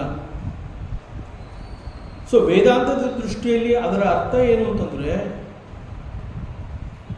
ಪುನರಪಿ ಜನನಂ ಪುನರಪಿ ಮರಣ. ಮತ್ತೆ ಮತ್ತೆ ಸಂಸಾರಕ್ಕೆ ಬರೋದು ಅಂತಂದರೆ ಮತ್ತೆ ಮತ್ತೆ ಅವನು ಹುಟ್ಟುತ್ತಾ ಇರ್ತಾನೆ, ಮತ್ತೆ ಮತ್ತೆ ಸಾಯ್ತಾ ಇರ್ತಾನೆ. Repeated birth and repeated death, that will be permanent for him. So ಅದನ್ನು ಇಲ್ಲಿ ಸಂಸಾರ ಅಂತ ಕರೆದಿದೆ. ಅವನ ಪಾಲಿಗೆ ಸಂಸಾರನೇ ಗತಿ. ಯಾಕೆ ಅಂತಂದರೆ ಬುದ್ಧಿಯಲ್ಲಿ ಅಜ್ಞಾನ, ಅಮನಸ್ಕಃ, and he is with impurities, characterless. ಆದ್ದರಿಂದ ಅವನಿಗೆ ಆ ಒಂದು ಪರಮ ಗತಿ ಅವನಿಗೆ ಸಿಗೋದೇ ಇಲ್ಲ. ಪರಮಾತ್ಮನನ್ನು ತಿಳ್ಕೊಳ್ಳುವಂತಹ ರಹಸ್ಯ ಜ್ಞಾನ ಅವನಿಗೆ ಸಿಗೋದೇ ಇರೋ ಕಾರಣದಿಂದ ಅವನು ಈ ಸಂಸಾರದ ಚಕ್ರಕ್ಕೆ ಸಿಕ್ಕಾಕೊಂಡು ಮತ್ತೆ ಮತ್ತೆ ಹುಟ್ಟುತ್ತಾ ಇರ್ತಾನೆ, ಮತ್ತೆ ಮತ್ತೆ ಸಾಯ್ತಾ ಇರ್ತಾನೆ. ಇದು ಅಜ್ಞಾನವಂತನ ಲಕ್ಷಣ. ಆದರೆ ಇಲ್ಲಿ ಉಪನಿಷತ್ತು ಈ ಮತ್ತೊಂದು ಮಂತ್ರದಲ್ಲಿ ಹೇಳ್ತಾ ಇದೆ, ವಿಜ್ಞಾನವಾನ್ ಅಂತ ಕರೆದಿದೆ ಮತ್ತೊಬ್ಬನನ್ನು. So what about that person? ಮತ್ತೊಬ್ಬನ ಸ್ಥಿತಿ ಏನು? ಎಷ್ಟು ವಿಜ್ಞಾನವಾನ್ ಭವತಿ. ಸೊ ಈ ವಿಜ್ಞಾನವಾನ್ ಅಂತ ಅನ್ನಿಸ್ಕೊಂಡಿರುವಂತಹ ಮನುಷ್ಯನಿಗೆ ಹಿ has got the right knowledge. ಅವನ ಬುದ್ಧಿ ಇಟ್ ಈಸ್ ವೆಲ್ ಟ್ರೈನ್ಡ್. ಅವನ ಬುದ್ಧಿಗೆ ಒಳ್ಳೆಯ ಶಿಕ್ಷಣ ಸಿಕ್ಕಿದೆ. ಬುದ್ಧಿಗೆ ಸರಿಯಾದ ಶಿಕ್ಷಣ ದೊರೆತಿರೋದ್ರಿಂದ ಹಿ ಈಸ್ ಸಮನಸ್ಕಃ. ಇಟ್ ಈಸ್ ನಾಟ್ ಅಮನಸ್ಕಃ, ಹಿ ಈಸ್ ಸಮನಸ್ಕಃ. ಅವನಿಗೆ ಮನಸ್ಸು ಸಿಕ್ಕಿರುತ್ತೆ, ಅವನ ಬಳಿನಲ್ಲೇ ಇರುತ್ತೆ ಮನಸ್ಸು. ಅವನು ಎಲ್ಲಿ ಹೋಗ್ತಾನೆ, ಎಲ್ಲಿ ಬರ್ತಾನೆ, ಎಲ್ಲಿ ಕೂತಿರ್ತಾನೆ, ಎಲ್ಲಿ ನಿಂತಿರ್ತಾನೆ, ಮನಸ್ಸು ಸದಾ ಅವನ ಜೊತೆಯಲ್ಲಿರುತ್ತೆ. ಹೇಳು ನಿನಗಾಗಿ ನಾನು ಏನು ಮಾಡಲಿ ಅಂತ ಕೇಳಿಕೊಂಡು ಸದಾ ಅವನಿಗಾಗಿ ಮನಸ್ಸು ಸಿದ್ಧವಾಗಿರುತ್ತೆ. ಅವನ ಬುದ್ಧಿ ಈಸ್ ವಿತ್ ಹಿಸ್ ಮೈಂಡ್. ಮನಸ್ಸು ಸದಾ ಬುದ್ಧಿಯ ಜೊತೆಗಿರುತ್ತೆ. ಮನಸ್ಸು ಬುದ್ಧಿ ಸದಾ ಇವನ ಜೊತೆಯಲ್ಲಿರುತ್ತೆ. ಸೊ ಈ ಕಾರಣದಿಂದ ಅವನ ಲೈಫ್ ಸ್ಟೈಲು ಸಂಪೂರ್ಣವಾಗಿ ಪ್ಯೂರ್ ಆಗಿರುತ್ತೆ. ಸಂಪೂರ್ಣವಾಗಿ ಪ್ಯೂರ್ ಅಂತಂದರೆ ಸದಾ ಶುಚಿ, ಆಲ್ವೇಸ್ ಪ್ಯೂರ್. ಅವನ ನಡೆ ನುಡಿ, ಅವನ ವ್ಯಕ್ತಿತ್ವ ಪ್ರತಿಯೊಂದು ಕೂಡ ಸದಾ ಪ್ಯೂರ್ ಆಗಿರುತ್ತೆ. ಅಂತಹವನು ಸತು ತತ್ಪದಂ ಆಪ್ನೋತಿ. ಅಂತಹವನಿಗೆ there is no doubt that his journey will be successful. ಅವನು ಯಾವ ಪ್ರಯಾಣವನ್ನು ಮಾಡಬೇಕು ಅಂತ ಅಂದ್ಕೊಂಡಿರ್ತಾನೆ, ಅಜ್ಞಾನದಿಂದ ಜ್ಞಾನದ ಕಡೆಗೆ ಪ್ರಯಾಣವನ್ನು ಮಾಡಬೇಕು ಅಂದ್ಕೊಂಡಿರ್ತಾನೆ, ಅಥವಾ ಕತ್ತಲೆಯಿಂದ ಬೆಳಕಿನ ಕಡೆಗೆ ಪ್ರಯಾಣವನ್ನು ಮಾಡಬೇಕು ಅಂತ ಅಂದ್ಕೊಂಡಿರ್ತಾನೆ, ಅಥವಾ ಜೀವ ಭಾವದಿಂದ ಆತ್ಮಭಾವದ ಕಡೆಗೆ ನಾನು ಪ್ರಯಾಣವನ್ನು ಮಾಡಬೇಕು ಅಂತ ಅಂದ್ಕೊಂಡಿರ್ತಾನೆ. ಅಂತಹ ಪ್ರಯಾಣದಲ್ಲಿ ಅವನಿಗೆ ಹಿ ವಿಲ್ ಗೆಟ್ ಯಶಸ್ಸು. So there is no doubt about this person. He will definitely reach the higher state. He will reach the destination. ಇಂತಹದನ್ನು ವೇದಾಂತ ಪರಮಪದ ಅಂತ ಕರೆಯುತ್ತೆ. ಸೊ ಅವನಿಗೆ ಪರಮಪದವೇ ಸಿಗೋದ್ರಿಂದ ಅವನ ಪರಿಸ್ಥಿತಿ ಮುಂದೆ ಅವನ ಗತಿ ಏನು ಅಂತಂದರೆ ಯಸ್ಮಾತ್ ಭೂಯೋ ನ ಜಾಯತೆ. ಅವನಿಗೆ ಪರಮಪದ ಸಿಕ್ಕಿರೋದ್ರಿಂದ ಅಂತಂದರೆ ಪರಮಾತ್ಮನ ಸನ್ನಿಧಾನವೇ ಅವನಿಗೆ ಸಿಕ್ಕಿರೋದ್ರಿಂದ ಫೈನಲಿ ಅವನಿಗೆ ದೆರ್ ಈಸ್ ನೋ ರೀಬರ್ತ್. ಅವನು ಮತ್ತೆ ಹುಟ್ಟಿ ಬರಬೇಕಾಗಿರುವಂತಹ ಅವಶ್ಯಕತೆಯೇ ಇಲ್ಲ. ಹಿ ವಿಲ್ ಗೆಟ್ ಮೋಕ್ಷ, ಹಿ ವಿಲ್ ಅಟೈನ್ ಮೋಕ್ಷ ಪದವಿ. So he has gone beyond birth and death. ಭೂಯಃ, ಭೂಯಃ ಅಂತಂದರೆ ಮತ್ತೆ ಮತ್ತೆ. ನ ಜಾಯತೆ, ಜಾಯತೆ ಅಂತಂದರೆ ಹುಟ್ಟುವಂತಹದ್ದು. ನ ಜಾಯತೆ, ಮತ್ತೆ ಅವನು ಹುಟ್ಟೋದಿಲ್ಲ. There is no birth for him. ಯಾಕೆ ಅವನಿಗೆ ಮತ್ತೆ ಹುಟ್ಟಿಲ್ಲ? Because he is going to get moksha, no doubt about it. So yastu avijnanavan bhavati, the person without right knowledge, ಯಾರ ಬುದ್ಧಿಯಲ್ಲಿ ದೋಷ ಇರುತ್ತೆ, ಅಜ್ಞಾನವಿರುತ್ತೆ, ಅಂತಹವನು ಮತ್ತೆ ಮತ್ತೆ ಹುಟ್ಟುತ್ತಾ ಇರ್ತಾನೆ. ಅವನು he will never reach the destination. ಅವನಿಗೆ ಎಂದೂ ಕೂಡ ಮೋಕ್ಷ ಸಿಗೋದಿಲ್ಲ. ಸೊ ಪರಮಾತ್ಮ ಅನ್ನುವಂತಹದ್ದು ಅವನಿಗೆ ಎಂದೂ ಕೂಡ ಅರ್ಥ ಆಗೋದಿಲ್ಲ.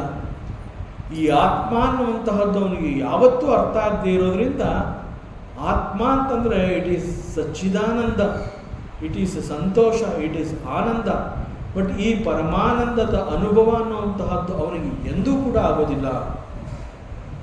ಸೊ ಅವನು ಮತ್ತೆ ಮತ್ತೆ ಹುಟ್ಟುತ್ತಾ ಇರ್ತಾನೆ ಅಂತಂದರೆ ಎಗೇನ್ ಸಂಸಾರ ಅನ್ನುವಂತಹದ್ದು ಎಷ್ಟು ಘೋರ ಅಂತಂದರೆ, ಮತ್ತೆ ಮತ್ತೆ ನಾನು ಹುಟ್ಟೋದಕ್ಕೆ ರೆಡಿ ಅನ್ನುವಂತಹ ನಿರ್ಧಾರ ತಗೊಂಡ್ರೂ ಕೂಡ ಮತ್ತೆ ಮತ್ತೆ ನೀನು ಮನುಷ್ಯನಾಗಿ ಹುಟ್ಟುತ್ತೀಯ ಅಂತ ಏನು ಗ್ಯಾರಂಟಿ ಇಲ್ಲ. ಮತ್ತೆ ಮತ್ತೆ ಮನುಷ್ಯನಾಗೇ ಒಂದು ಪಕ್ಷ ನೀವು ಹುಟ್ಟಿದ್ರೂ ಕೂಡ ನೀನೀಗ ಹೇಗೆ ಹುಟ್ಟಿದೀಯ ಒಂದು ಕಲ್ಚರ್ ಸಿಟಿನ, ಅಂತಹದ್ದೇ ಸಿಟಿ ನಿಂಗೆ ಸಿಗುತ್ತೆ ಅಂತ ಗ್ಯಾರಂಟಿ ಇಲ್ಲ. ಆರೋಗ್ಯ ನೋ ಗ್ಯಾರಂಟಿ, ಎಲ್ಲ ನಿನ್ನ ಕರ್ಮಕ್ಕೆ ಅನುಸಾರವಾಗಿ ಸಿಗುತ್ತೆ. ಸೊ ಅನೇಕ ಬೇರೆ ಬೇರೆ ದೇಹಗಳನ್ನು ನೀನು ಹೋಗಿ ಸೇರಬಹುದು.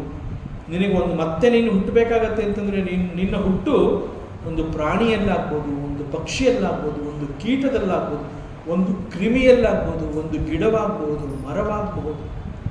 ಸೊ ಪುನರಪಿ ಜನನಂ is not at all good. ಸಂಸಾರ ಈಸ್ ವೆರಿ ಘೋರ. ಈಗ ನೀನು ಮನುಷ್ಯನಾಗಿ ಹುಟ್ಟಿದೆಯಲ್ಲ, ಹೇಗಾದರೂ ಕಷ್ಟಪಟ್ಟು you develop adhyatma jnana, you attain spiritual knowledge. That is the only reason. ಇಲ್ಲಿ ಉಪನಿಷತ್ ಋಷಿ ಈ ಉಪನಿಷತ್ನಲ್ಲಿ ಎಸ್ಪೆಷಲಿ ಈ 3ನೇ ಅಧ್ಯಾಯದಲ್ಲಿ ಮನುಷ್ಯ ಹೇಗೆ ಜೀವಭಾವದಿಂದ ಆತ್ಮಭಾವದ ಕಡೆಗೆ ತನ್ನ ಪ್ರಯಾಣವನ್ನು ಕೈಗೊಳ್ಬಹುದು. ಅವನು ಈ ಪ್ರಯಾಣವನ್ನು ಮಾಡೋದಕ್ಕಾಗಿ ಏನೂ ಕಷ್ಟಪಡಬೇಕಾಗಿಲ್ಲ. ಪ್ರಯಾಣಕ್ಕೆ ಬೇಕಾಗಿರುವಂತಹ ರಥ, ದಟ್ ಈಸ್ ದಿ ಶರೀರ ಈಸ್ ಗಿವನ್. ಯಾಕೆ ಅಂತಂದರೆ ನೀನು ಮನುಷ್ಯನಾಗಿ ಹುಟ್ಟಿರೋದ್ರಿಂದ ಮನುಷ್ಯ ಶರೀರ ನಿನಗೆ ಸಿಕ್ಕಿದೆ. ಮನುಷ್ಯ ಶರೀರವಲ್ಲದೆ ನಿನ್ನ ಹುಟ್ಟಿಗೆ ಮತ್ತೊಂದು ಬೇರೆ ದೇಹ ಕಾರಣವಾಗಿದ್ದ ಪಕ್ಷದಲ್ಲಿ ನಿನಗೆ ಮೋಕ್ಷ is not at all possible. So ಈ ಜನ್ಮದಲ್ಲಿ ಈಗ ನೀನು ಮನುಷ್ಯನಾಗಿ ಹುಟ್ಟಿದೆಯಾ, make use of it. So ನಿನಗೆ ಒಂದು ರಥದ ಅವಶ್ಯಕತೆ ಇದೆ. That is given. ದೇಹ is given to you. So ರಥ ಓಡಿಸೋದಕ್ಕೆ ಒಬ್ಬ ಸಾರಥಿ ಬೇಕು. ಬುದ್ಧಿ ಈಸ್ ಗಿವನ್ ಟು ಯು. ಬುದ್ಧಿಯಲ್ಲಿ ಜ್ಞಾನ ಇರಬೇಕು, ಸ್ಪಿರಿಚುವಲ್ ನಾಲೆಡ್ಜ್ ಬೇಕು. ನಿನಗೆ ಶಾಸ್ತ್ರಗಳ ಪರಿಚಯವನ್ನು ಮಾಡಿಕೊಡುತ್ತೆ. ಒಬ್ಬ ಗುರು ಸಿಗ್ತಾನೆ. ಗುರುವಿನ ಮೂಲಕ ನೀನೆಲ್ಲ ತಿಳ್ಕೊ, ಜ್ಞಾನವನ್ನು ಸಂಪಾದನೆ ಮಾಡ್ಕೊ. ನಿನ್ನ ಬಳಿಯೇ ಮನಸ್ಸನ್ನು ಇಟ್ಕೋ. ಸಮನಸ್ಕಃ, ಮನಸ್ಸು ನಿನ್ನ ಜೊತೆ ಇರೋ ಹಾಗೆ ನೀನು ಮಾಡ್ಕೊ. ಜ್ಞಾನಭರಿತವಾದ ಬುದ್ಧಿಯಲ್ಲಿ ಮನಸ್ಸು ಕೂಡ ನಿನ್ನ ಜೊತೆ ಇದೆ ಅಂತಂದರೆ, ಮನಸ್ಸು ಇಂದ್ರಿಯಗಳನ್ನು ತನ್ನ ವಶಕ್ಕೆ ತಗೊಂಡು ಅಲಾಂಗ್ ವಿತ್ ದಿ ಬುದ್ಧಿ ಮನಸ್ಸು ಕೂಡ ಆತ್ಮ ಜ್ಞಾನದ ಕಡೆಗೆ ತನ್ನ ಕತ್ತು ಹೊರಳಿಸುತ್ತೆ. ಸೊ ಇಂತಹ ಅವಕಾಶವನ್ನು ನೀನು ತಪ್ಪಿಸ್ಕೋಬೇಡ. ಯಾಕೆ ಅಂತಂದರೆ ಸಂಸಾರ ಅಂತಂದಾಗ ನೀನು ಅನೇಕ ಬೇರೆ ಬೇರೆ ದೇಹಗಳ ಮೂಲಕ ನೀನು ಜನ್ಮವನ್ನು ಪಡ್ಕೋಬಹುದು. ಅಷ್ಟು ಮಾತ್ರ ಅಲ್ಲ, ನಿನಗೆ ಬೇರೆ ಬೇರೆ ಲೋಕಗಳೇ ಸಿಗಬಹುದು. ಇಲ್ಲಿ ಬೇರೆ ಬೇರೆ ಲೋಕ ಅಂತಂದರೆ ಅನುಭವವನ್ನು ಕೊಡುವಂತಹ ಕ್ಷೇತ್ರವನ್ನು ಲೋಕ ಅಂತ ಕರೆದಿರೋದು. ಒಂದು ವೇಳೆ ನಿನಗೆ ಸಿಗುವಂತಹ ಹೊಸ ಜನ್ಮ ಅದರ ಲೋಕ ಹಿಂಸಾ ಲೋಕ ಅಂತಂದರೆ ನೀ ಎಲ್ಲಿ ಹುಟ್ಟಿರ್ತೀಯ ಅಲ್ಲಿ ಕಷ್ಟ, ತೊಂದರೆ, ದುಃಖ, ಒಂದು ಕ್ಷಣ ನೆಮ್ಮದಿ ಇಲ್ಲ. ಹಿಂಸಾ ಲೋಕ ಕೂಡ ನಿನಗಾಗಬಹುದು.